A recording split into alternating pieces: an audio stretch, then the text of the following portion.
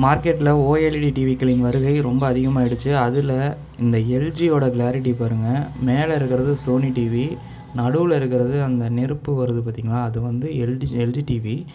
அதோடைய quality and கிளாரிட்டியை பாருங்கள். அந்த டீப்பான பிளாக் எப்படி கிடைக்குதுன்னு பாருங்கள். சூப்பராக இருக்குது.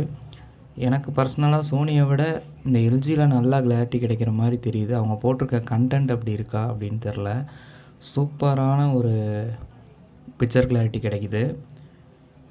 என்ன கேட்டிங்கன்னா, இந்த டிவிக்களெல்லாம் வாங்கலாமா அப்படின்னு கேட்டிங்கன்னா, இப்போ இந்த டிவிக்கெல்லாம் ரொம்ப விலை அதிகம்.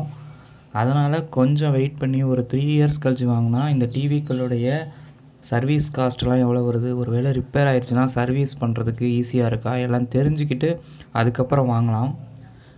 அது வரைக்கும் ஷோரூமில் போய் பார்த்துக்கலாம் இது மாதிரி எப்படி இருக்குன்னு. அது மட்டும் இல்லாமல் இந்த டிவிக்களை நம்ம வாங்கி யூஸ் பண்ணிட்டோம்னா திடீர்னு ஒரு ரிப்பேரே ஒரு 10 நாள் ஓடாது அப்படிங்கிறப்ப வேறு டிவியில் படம் பார்த்திங்கன்னா சுத்தமாக பிடிக்காது. அந்த அளவுக்கு இதில் குவாலிட்டியாக இருக்குது.